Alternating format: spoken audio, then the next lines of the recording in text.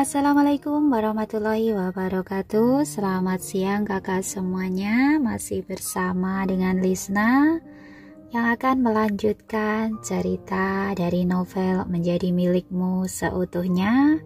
Kita langsung saja ke ceritanya. Selamat mendengarkan.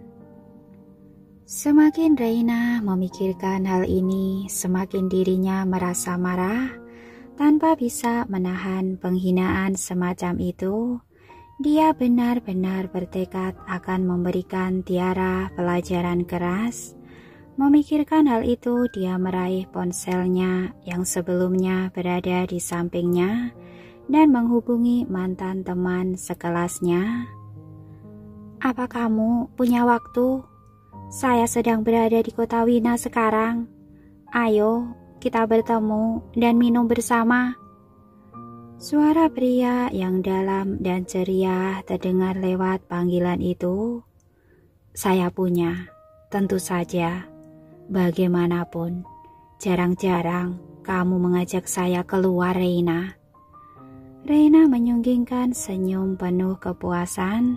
Setelah memberikan pria itu alamatnya, dia langsung memutuskan panggilan itu. Di dalam ruang pribadi di sebuah klub malam, Reina tengah duduk berhadapan dengan seorang pria muda tampan yang mengenakan jas hitam. Pria itu adalah Danta Adilaksa, mantan teman sekelas Reina yang punya pengaruh besar di luar negeri. Di saat yang bersamaan, dia juga adalah orang yang sangat menyukainya. Sambil memegang gelas anggurnya dengan tatapan cinta yang sangat terlihat jelas di matanya, dia bertanya, "Kapan kamu datang ke Wina? Kenapa kamu tidak menghubungi saya sejak awal agar saya bisa menyiapkan makan malam sambutan untukmu?" "Saya baru tiba semalam dan saya kesini karena harus mengurus sesuatu."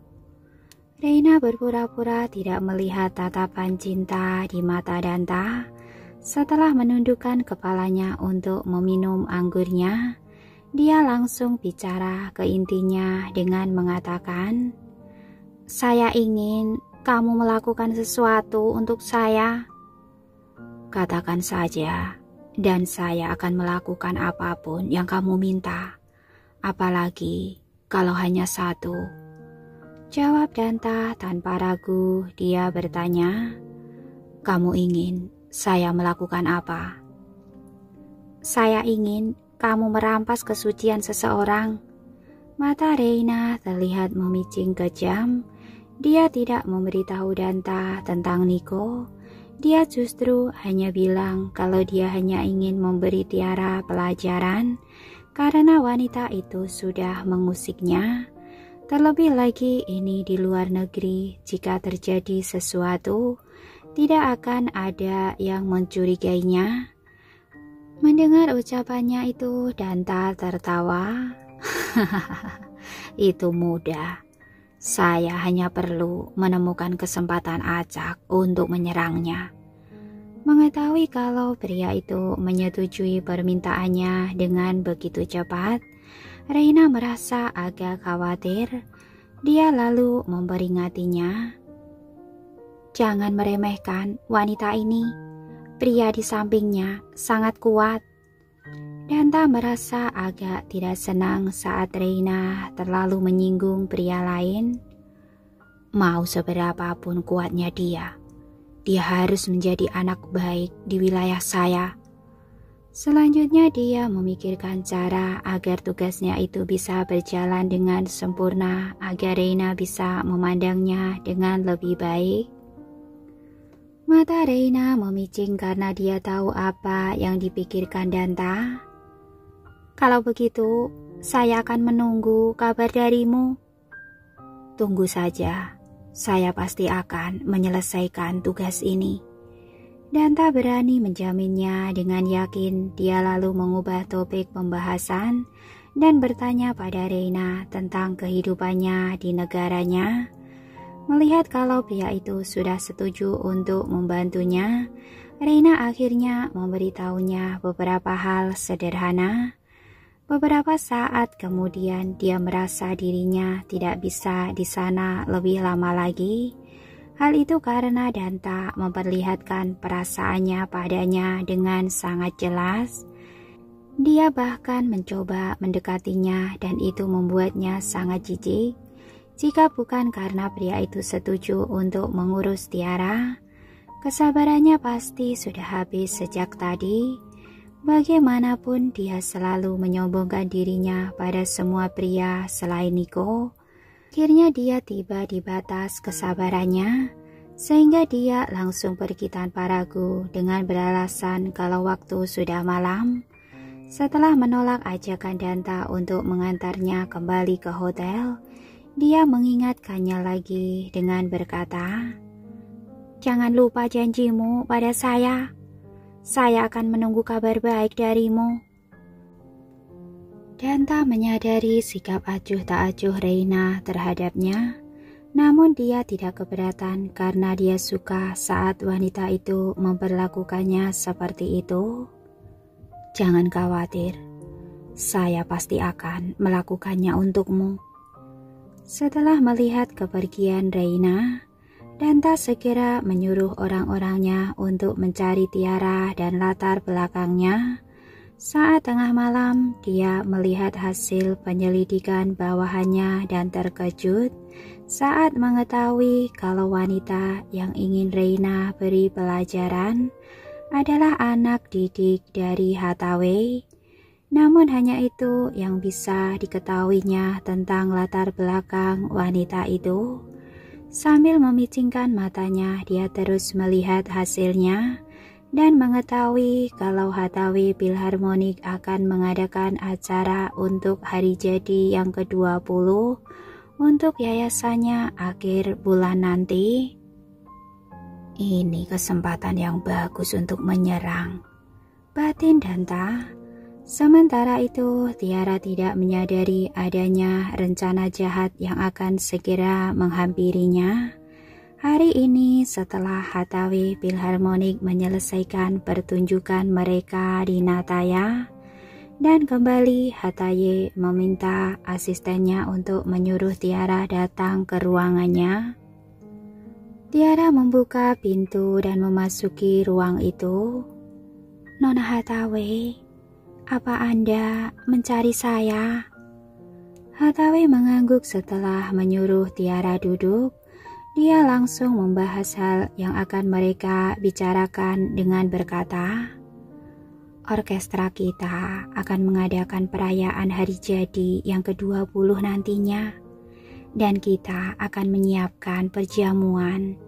Selain melakukan pertunjukan orkestra, saya ingin kamu melakukan penampilan solo."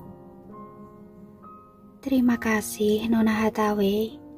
Tiara berterima kasih padanya dengan perasaan senang begitu dia bisa menghentikan keterkejutannya. Hathaway tersenyum tipis. "Jangan terlalu terburu-buru untuk sekarang. Meskipun saya memperbolehkanmu untuk tampil di atas panggung, saya akan semakin banyak menuntutmu untuk melakukan banyak hal dan akan meningkatkan hal-hal yang harus kamu latih mulai sekarang." "Saya tidak keberatan. Saya tahu kalau Anda melakukan itu demi saya. Itulah kenapa saya harus melakukan yang terbaik." Tiara sama sekali tidak merasa keberatan. Dia merasa kalau Nona Hathaway yang meningkatkan tugas latihannya dan semakin banyak menuntutnya adalah cara mentornya itu untuk menunjukkan kalau dia berharap banyak darinya. Lagi pula dia merasa sangat senang akan setiap kesempatan yang didapatkannya untuk bisa tampil di atas panggung dan berharap dirinya bisa berada dalam kondisi yang baik saat tampil nanti. Di malam yang sama, Tiara membagikan kabar itu kepada Niko dan Gary begitu dia pulang. "Nona Tiara, kamu sangat mengagumkan." Gary memeluk Tiara sambil terus memujinya. Niko yang meskipun berdiri di sebelahnya juga menampilkan senyum di wajahnya begitu mendengar kabar baik itu. Dan begitulah selama beberapa hari ke depan, jadwal Tiara menjadi sangat padat. Dia akan meninggalkan rumah dari subuh dan baru bisa pulang setelah matahari tenggelam. Meskipun begitu, dia tetap saja berharap kalau waktu bisa menjadi lebih dari 24 jam dalam sehari. Meskipun Niko merasa bersalah karena Tiara menjadi sangat sibuk, dia tahu kalau wanita itu akan melakukan apapun demi mengejar impiannya, yang mana membuatnya hanya bisa diam dan justru meminta pelayan keluarganya untuk menyiapkan makanan yang bernutrisi untuk Tiara setiap harinya sebagai bentuk dukungan. Saat Tiara tengah sibuk berlatih, Reina bertemu Danta sekali lagi. Setelah mengetahui kalau dia akan mulai bereaksi di akhir bulan, dia memutuskan untuk memesan tiket pulang ke Pandoresia. Dia tidak boleh meninggalkan jejak apapun yang akan mengarah kepadanya. Dalam sekejap acara hari jadi Hathaway Philharmonic akhirnya tiba. Malam itu di dalam sebuah hotel mewah, orang-orang terkenal dari industri seni pertunjukan sudah berkumpul dan saling mengobrol dengan raut wajah gembira. Di tengah kerumunan padat itu, Tiara yang tengah mengenakan gaun putih yang mengekspos bahunya, tengah mengikuti Nona Hathaway. Meskipun Tiara hanya memakai riasan tipis, keanggunannya masih bisa terlihat. Rambutnya yang bergelombang diikat ekor kuda menunjukkan lehernya yang mulus dan jenjang. Anting-antingnya yang panjang dan berwarna perak menambah sisi feminim dari penampilannya malam ini. Para tamu merasa sangat senang setelah Hathaway memperkenalkan Tiara kepada mereka. Hathaway, kelihatannya anak didikmu ini akan melebihi kemampuanmu nantinya. Saya jadi ingin mendapatkan anak didik lain setelah melihatmu memiliki anak didik yang sangat baik. Apa anak didikmu akan tampil untuk kami malam ini? Jadi, mana yang lebih baik di antara putrimu dan anak didikmu? Tanpa menghiraukan pujian tulus atau pujian yang menyelipkan kesinisan di dalam itu, Tiara sudah berhasil mendapatkan pujian dari para tamu dengan bersikap baik dan menanggapinya dengan tepat. Tepat setelah itu, para tamu di dekat pintu masuk mulai membuat keributan. Tiara dan yang lainnya mengalihkan pandangannya ke arah keributan itu, menyadari kalau alasannya adalah karena kedatangan pria itu, Sandy Bastino. Malam itu, Sandy mengenakan sebuah jas putih yang sangat cocok dengannya. Pose berdirinya yang tegap dan tinggi memberikan keanggunan yang lembut dan damai. Dia memang terlihat sangat mempesona, seolah dirinya adalah seorang pangeran dari dunia dongeng. Banyak wanita-wanita muda terkenal yang terpesona dengan Sandy dan mereka terus menatapnya dengan tatapan memuja. Namun Sandy tidak menghiraukan mereka. Matanya yang terlihat seperti bintang di langit malam justru melihat sekeliling dan terlihat berbinar saat melihat Tiara. Tiara yang dilihatnya malam ini yang terlihat jauh lebih cantik dari biasanya sudah berhasil membuat jantungnya berdebar kencang. Tepat saat dirinya hendak berjalan ke arah Tiara, seseorang yang menyebalkan tiba-tiba menghentikan langkahnya. Sandy, kamu sangat tampan malam ini.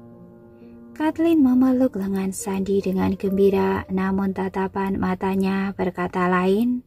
Dia seolah ingin menunjukkan pada orang-orang di sekitarnya kalau Sandy adalah miliknya. Karena kamu sangat tampan malam ini, kamu harus mau tampil bersama saya. Saya tidak menerima penolakan. Orang-orang di sekitar mereka tersenyum senang setelah mendengar ucapan Kathleen. Duet antara ahli pertunjukan dari Berlin Philharmonic dan Hathaway Philharmonic pasti akan sangat menyenangkan telinga kita. Tidak hanya telinga kita, tapi juga mata kita. Benar-benar Juliet dan Romeo-nya orkestra. Jika ini terus terjadi, kita mungkin akan mendengar kabar baik dari kedua orkestra simfoni itu. Begitu dia mendengar candaan orang-orang tadi, wajah Kathleen menjadi memerah, namun dia tidak berniat menolaknya. Dia lalu mengalihkan perhatiannya pada Sandy dengan wajah penuh harap. Meskipun Sandy merasa keberatan dengan situasi itu, dia hanya bisa mengangguk menyetujui permintaannya karena dia tidak bisa menolak Kathleen di depan banyak orang. Saya tahu kalau kamu akan setuju. Kathleen merasa dirinya seperti melayang ke awang-awang karena jawaban Sandy dan terus menempel padanya. Saat pertunjukan itu akan dimulai, dia menarik Sandy ke belakang panggung untuk bersiap-siap melakukan pertunjukan. Tiara tengah memeriksa peralatannya saat dirinya melakukan persiapan di belakang panggung. Saat dia melihat Kathleen dan Sandy yang tengah berjalan beriringan, dia segera berdiri dan menyapa mereka sambil tersenyum. Oh, Pak Sandy, kamu juga kemari. Tanpa diduga, Sandy secara tidak sadar melepaskan lengannya dari pelukan Kathleen. Kathleen sebenarnya ingin memamerkan hubungannya dengan Sandy pada Tiara, namun dalam sekejap senyum cerianya berubah menjadi masam karena pria itu sudah menggagalkan rencananya. Di sebelahnya Sandy berkata dengan nada lembut dan hangat, "Saya tidak mungkin berani menolak undangan senior saya." Tiara menatap dengan dalam dan melanjutkan ucapannya dengan nada lembut.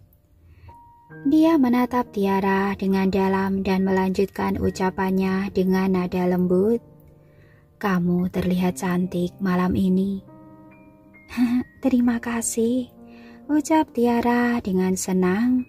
Nicola yang menyiapkan gaun yang dipakainya malam ini. Dia berpikir kalau gaun itu indah dan sangat cocok dengannya.